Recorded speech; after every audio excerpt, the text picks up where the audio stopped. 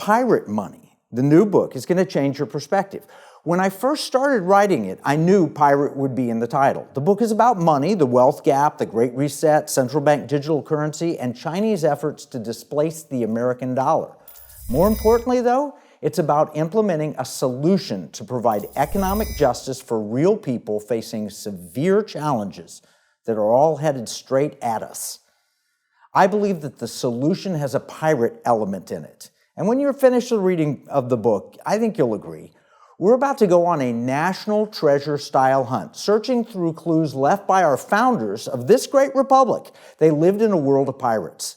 To learn their hidden secret, we'll have to change our thinking, and this book is a roadmap to that treasure. Now, many things in life are primarily determined by our perspective, money included.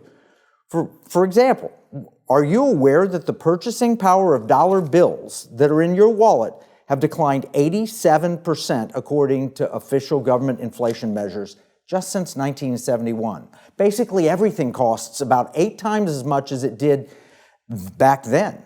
How did that happen?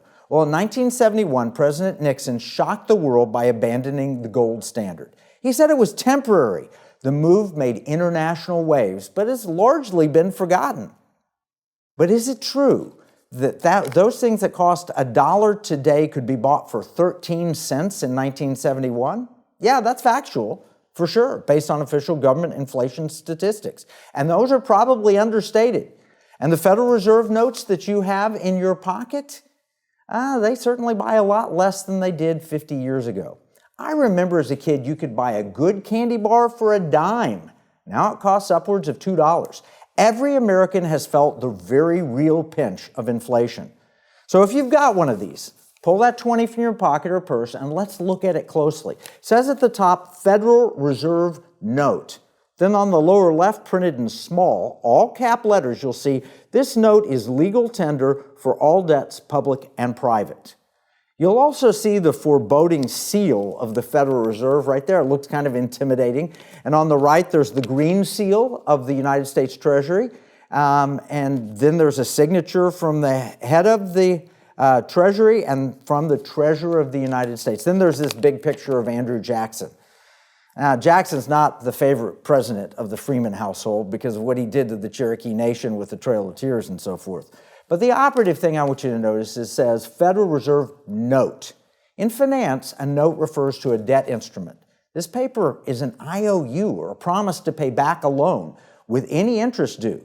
Quoting Corporate Finance Institute, it says a banknote is a negotiable promissory note which one party can use to pay another party a specific amount of money. A banknote is payable to the bearer on demand, and the amount payable is apparent on the face of the note. Banknotes are considered legal tender. Along with coins, they make up the bearer forms of all modern money. A banknote is also known as a bill. Now, what is this redeemable for? Well, basically, if you got a 20, you can get 2 10s for it, or 4 5s, or 21s, or a combination of that. But it is not redeemable for gold or silver. Federal Reserve notes are debt instruments backed by nothing more than the full faith and credit of the United States. So the question is, what's that worth? But do you really carry bills in your wallet? They're good for tips, they're good for birthday gifts, they're good for an occasional treat like a donut or coffee. But mostly, we take our phones and we tap to pay, or we use credit cards. These are essentially known as fiat money. Fiat is Latin for let it be. Yeah, they had that before the Beatles. It's unbacked, not backed by anything. And it has lost purchasing power. You know that. Stamps now cost 66 cents. Just since the year 2000, prices have gone up 76%. Since the year 2020, things cost 20% more. Would you be surprised if I told you that $1 has not lost its purchasing power? Not one bit. Wait. It depends on how you define the word dollar. The word dollar, as used by the founders of the United States and the authors of the Constitution, referred to something much more specific than a dirty green piece of paper with a picture of a dead president. It referred to a silver coin issued by Spain called a Spanish milled dollar, to be precise. Now, I want to quote Edwin Vieira in a November 1994 article published by the Foundation for Economic Education with the title, "What is a Dollar?" History shows that the real dollar is a coin, this one, containing 371.25 grains, troy ounce of fine silver. Both Article 1, Section 9, Clause 1 of the Constitution and the 7th Amendment use the noun dollar, but it is 371.25 troy grains, which is about 0.77 troy ounces. Constitution doesn't define dollar because in the late 1700s, everyone knew that this was a dollar. It referred to something very specific.